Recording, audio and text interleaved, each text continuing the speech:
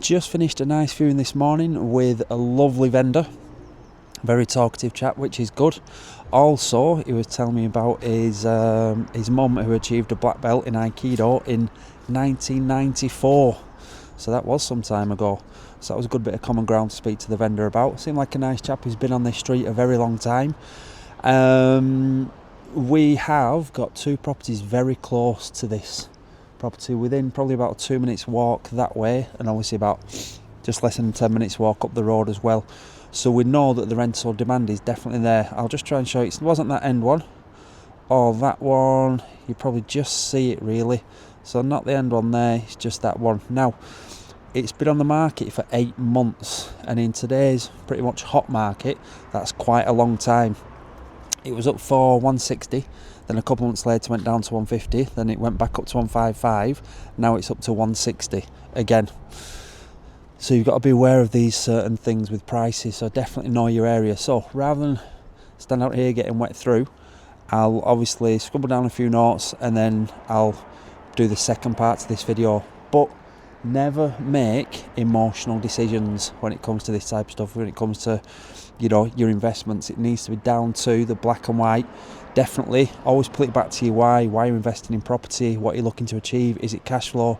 Is it return on capital employed? Is it just to obviously shift some of your investments or your savings from your business, from a bank account, into bricks and mortar?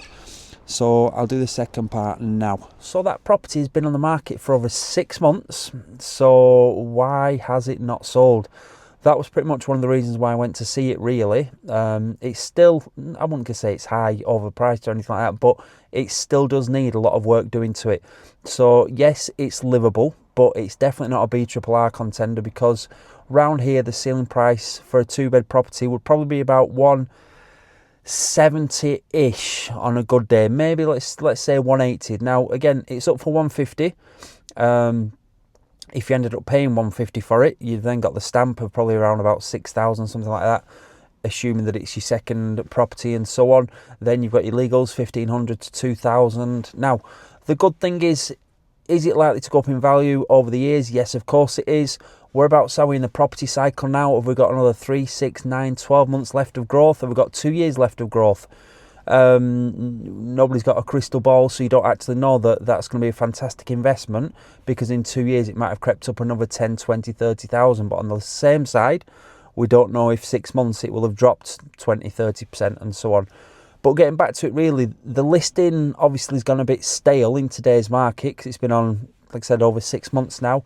We went to look at it based on a floor plan, because it looked as if it had the potential to be a 3-bedroom. So at the moment, at the back of the property, there is the bathroom, which could really be brought into the front bedroom, which is quite a sizable front bedroom, leaving what was the old bathroom to be a small bedroom. Again, wouldn't be huge, but it definitely still be classed as a 3rd bedroom. Maybe even take off a little bit of space from the existing back bedroom as well to make it a little bit more even.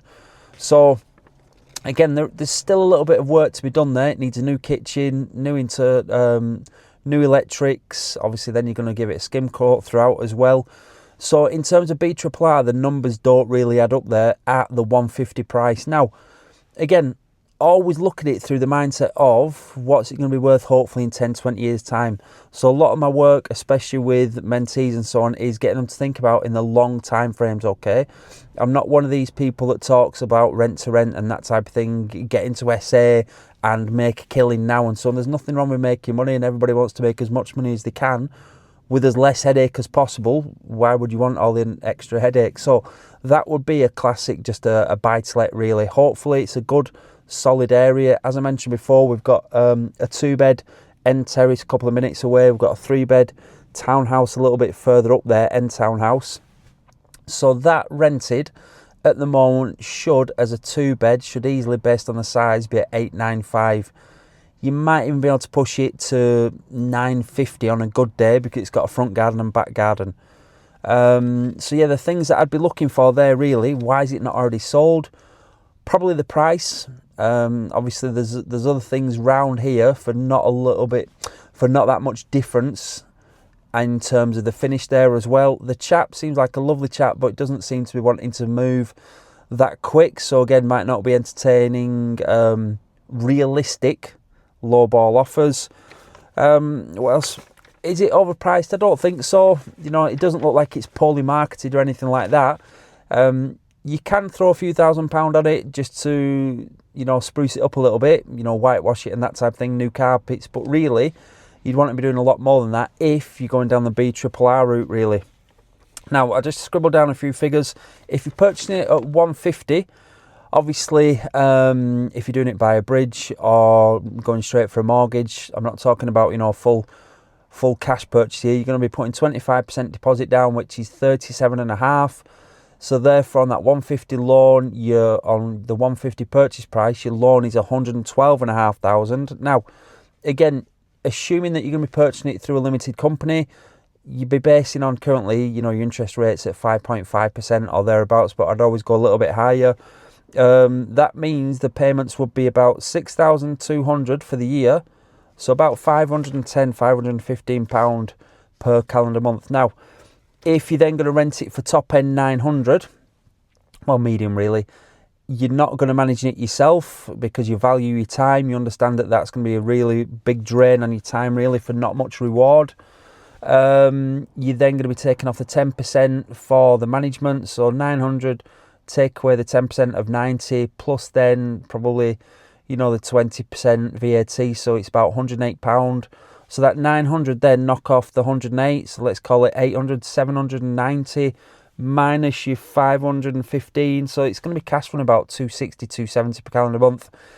Is that amazing? No, not really. You know, the boiler's going to go, then you've got 6 months cash flow just gone straight away, and again, those things can happen anyway, but for the amount of money that you're going to be putting in for that much return, you know, it's not amazing, but again, it's still providing cash flow. You might get a tenant in there that pays on time every time and stays for the next 10 years. Who knows? So it's still better than leaving money in the bank. But I think at the moment, if we were to put in an offer on that, it would definitely be no more than 135 at the absolute maximum. So yeah, just always think to yourself, you know, why am I investing in property? What am I looking to do with my money? Is it because I want to make sure that it's growing more than it is in the bank? Is it because I don't want to put it into a pension at a certain age and then be locked into it and so on? So for instance, now anybody that's out there roughly at my age, obviously the date now that we can pull any private pension money out is now 57, but when we first started it was 55. So again, there's that type of thing. You think, right, should I put it in my pension to offset some of my profits from my business, or should I just put it into some property where I'm going to get cash flow each and every month, and I've got more control over how that works? So again, it's entirely up to you, really. So it's not a BRRR opportunity. I just wanted to do a quick video after the viewing, really, just to obviously help anybody that's out there. But again, just think to yourself, it's not a rush. Property is going to help you with your cash flow when bought properly. It is going to take you a step further forward and help you become more wealthy. But like anything, like becoming a black belt, it does not happen overnight. Okay, it's not going to happen over the next month, 6 months, 12 months, year, 2 years, 3 years. Some of the worst decisions I've made don't show up on my P&L.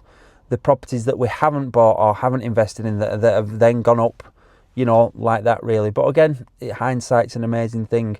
Just make sure you keep learning, make sure you keep implementing, and keep it always, or should I say, keep emotions out of it. Just make sure it's down to the black and white. What does your spreadsheet look like? What's the spreadsheet telling you to do? Obviously, and then use your gut feeling as well to decide whether you're going for it or not. Take care, keep taking steps further forward, and next time I will try and smile. Good luck.